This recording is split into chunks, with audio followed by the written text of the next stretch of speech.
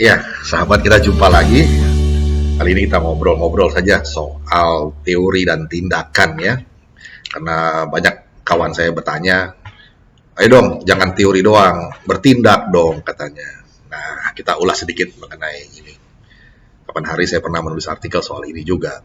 Jadi begini, bahwa berteori itu tindakan intelektual dan kebijakan adalah tindakan sosial.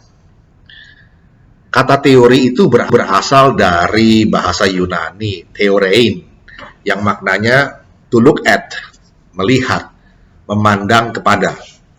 Sering pula dipadankan dengan kata konsep.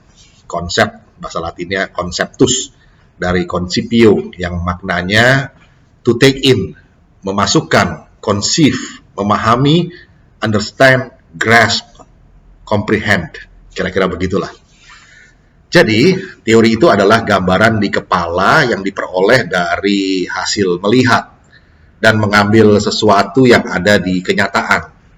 Suatu proses abstraksi, yang artinya juga proses intelek. Maka kerja intelektual adalah berteori, memandang kenyataan apa adanya, tanpa manipulasi. Berteori itu bukan berarti melamun dan tidak bertindak. Berteori adalah tindakan intelektual. Diperlukan sikap yang tepat dalam melihat, to look at, kenyataan atau realitas. Sikap jujur dan berani. Jujur dalam melihat realitas dan berani menerima fakta apa adanya. Itulah intelektual sejati. Kalau sudah tidak jujur melihat realitas dan tidak berani menerima fakta, dalam khasanah kecendekiaan kerap disebut ia sudah menggadaikan kecendekiawanannya atau jadi semacam pelacur intelektual. Kadangkala kita mendengar orang bilang, jangan cuma berteori dong, bertindak dong. Biasanya statement seperti ini diutarakan oleh man on the street, bukan oleh mereka yang cendekia. Berteori adalah tindakan intelektual yang berguna untuk mengarahkan tindakan sosial. Tanpa teori, kerja menjadi asal kerja, tanpa arahan. Maka strategi adalah juga suatu teori bertindak. Teori dan realitas atau kenyataan itu tidak terlepas satu sama lain. Lantaran teori itu adalah soal memandang realitas dalam pikiran atau benak kita. Berteori adalah mengabstraksi atau menafsir realitas. Ada operasi hermeneutika di situ. Maka daya abstraksi disebut juga sebagai kompetensi utama seorang intelektual. Dalam keseharian tentu mesti dibedakan antara berteori dengan apa yang disebut dengan omong doang. Apalagi kalau kita bicara dalam konteks politik praktis atau membicarakan kerja pemerintahan misalnya. Kerja seorang pemimpin pada galibnya adalah merumuskan kebijakan dan mengambil keputusan, kemudian mengelola atau memanage operasionalisasi dari kebijakannya. Ada banyak politisi atau pejabat yang cuma omong doang, tanpa kerja nyata, lantaran memang tidak mampu kerja. Itu sama saja dengan membual, pembohongan publik, istilah populernya. Bahkan Napoleon Bonaparte saking kesalnya sampai mengucapkan sarkasme, "In politics, stupidity is not a handicap."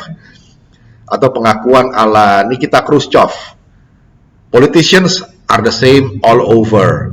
They promise to build a bridge even where there is no river." Ini tentu maksudnya berbeda dengan berteori atau berpikir berdasarkan realitas atau kenyataan dan mewujudkannya dalam kebijakan praktis. Dalam praktek pemerintahan, memutuskan suatu kebijakan adalah juga suatu tindakan sosial. Itu jelas. Untuk menjelaskan, kita coba pinjam teori tindakan sosial dari Max Weber ya. Menurutnya, suatu tindakan hanya dapat dibilang sebagai tindakan sosial apabila tindakan tersebut dilakukan dengan mempertimbangkan dan sekaligus berorientasi pada orang lain. Kalau kita sekedar menyanyi di kamar mandi untuk hiburan sendiri misalnya, itu bukan tindakan sosial. Tapi manakala tindakan menyanyi kita itu dimaksudkan untuk menarik perhatian orang lain, barulah itu terbilang sebagai tindakan sosial. Max Weber membedakan 4 tipe rasionalitas dalam suatu tindakan sosial. Pertama, tindakan rasionalitas instrumental atau berorientasi tujuan. Ini tindakan dengan perhitungan rasional demi mencapai tujuan tertentu.